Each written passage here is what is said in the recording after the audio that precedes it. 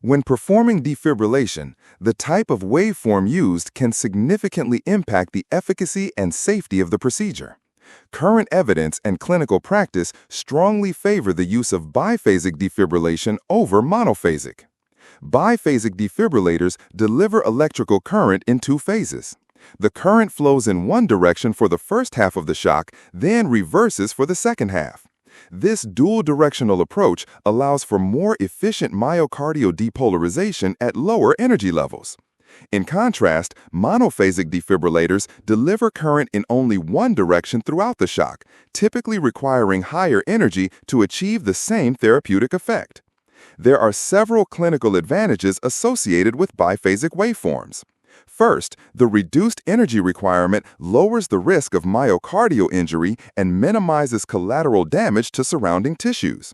This is particularly important when repeated shocks are necessary.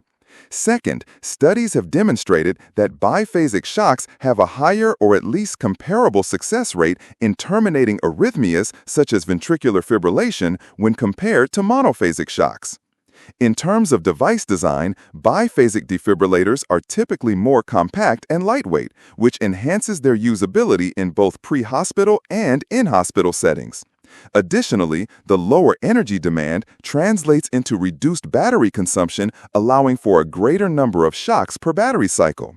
This is especially critical in prolonged resuscitation efforts or in resource-limited environments.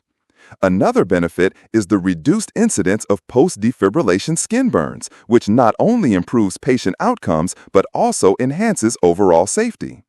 Given these advantages, biphasic defibrillation has become the standard in most modern defibrillators, replacing monophasic technology in virtually all clinical settings.